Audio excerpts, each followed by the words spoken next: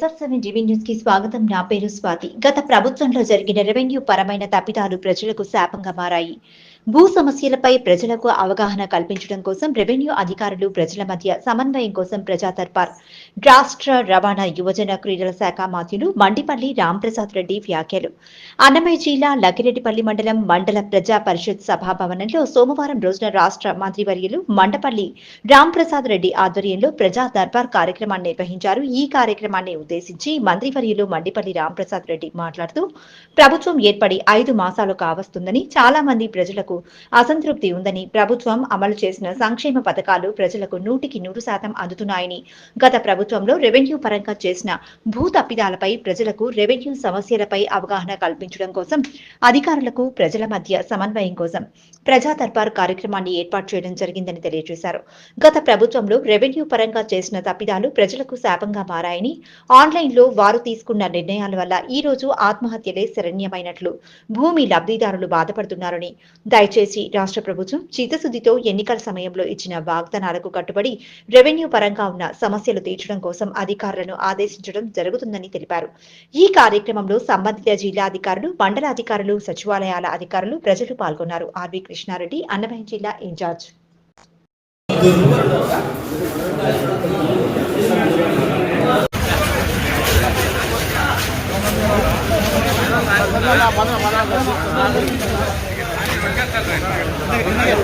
అన్నా అన్నా అన్నా సైడ్ రండి అన్నా అన్నా సైడ్ రండి అన్నా సైడ్ రండి అన్నా సైడ్ రండి అన్నా సార్ సైడ్ రండి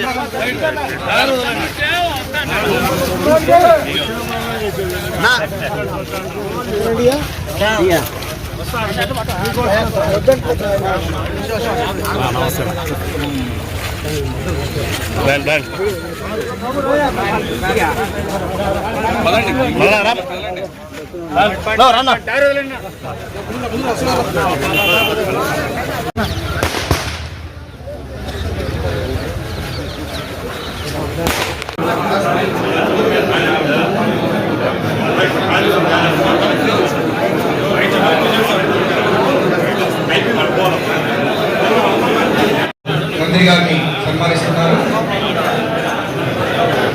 వెల్కమ్ సార్. రెవెన్యూ డిపార్ట్మెంట్ తరఫున మంత్రి గారిని స్వాగతం, సుస్వాగతం సార్.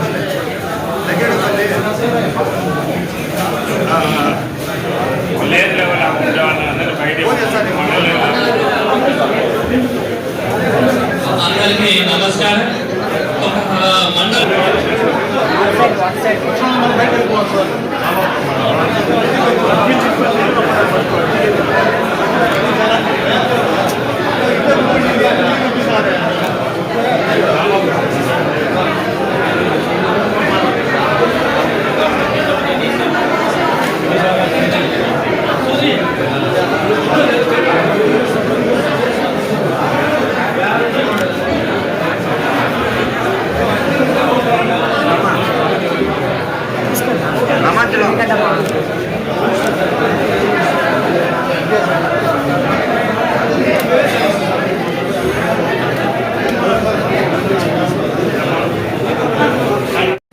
మండల అధికారులకు, అలాగే ప్రజలకు, తెలుగుదేశం పార్టీ కార్యకర్తలకు ధన్యవాదాలు.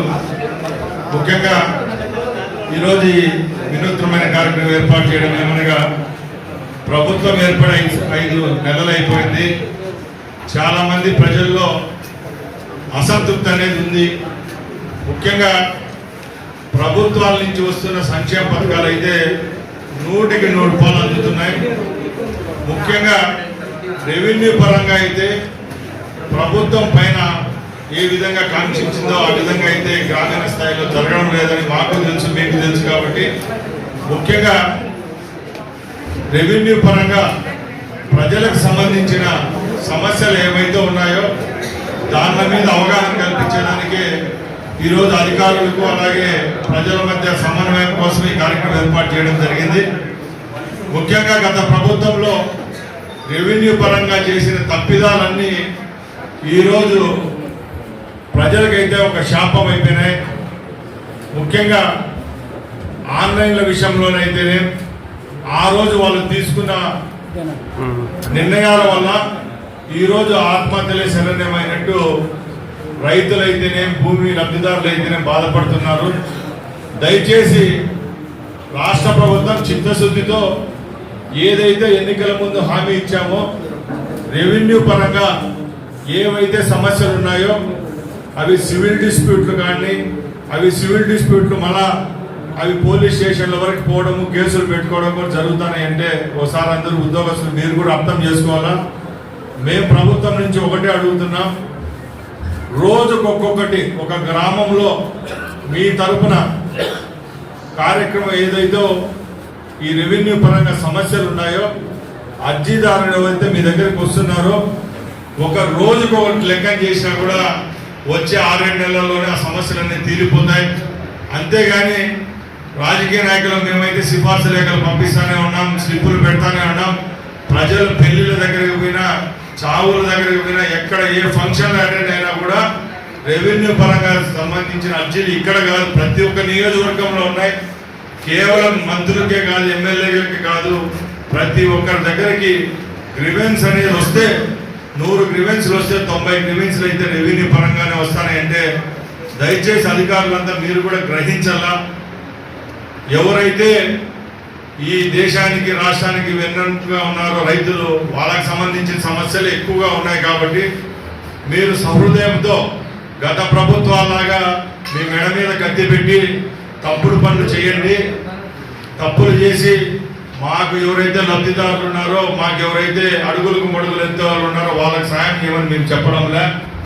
గత 5 సంవత్సరాల్లో అలాగే ముందు అపరిశుభ్రంగా ఏమైతే సమస్యలు ఉన్నాయో, సాల్వ్ కాని సమస్యలు ఏమైతే ఉన్నాయో అవన్నీ మీ దృష్టికి తీసుకొని వస్తాం. ఈ 5 నెలలు అయితే చాలా మటుకు జరగలేదు. మీకు ఒత్తిడి అనుకోండి, ఎక్కువ బర్డన్ అవుతుందని మీరు చెప్తున్నారు. మేము కలెక్టర్ గారితో ఇప్పుడు కూడా మాట్లాడాను నేను.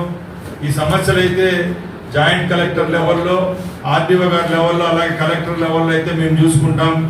ముఖ్యంగా మండల వ్యవస్థ, మండల రెవెన్యూ ఆఫీస్ నుంచి ఏదైతే రికార్డు పర్ఫెక్ట్ గా పోతుందో అవే రికార్డులు అక్కడ పైన ఆమోద ముద్ర వేసుకుంటాయి. కాబట్టి 90% రెవెన్యూకి సంబంధించిన సమస్యలు అయితే గ్రామ స్థాయిలో జరగాల, మండల స్థాయిలోనే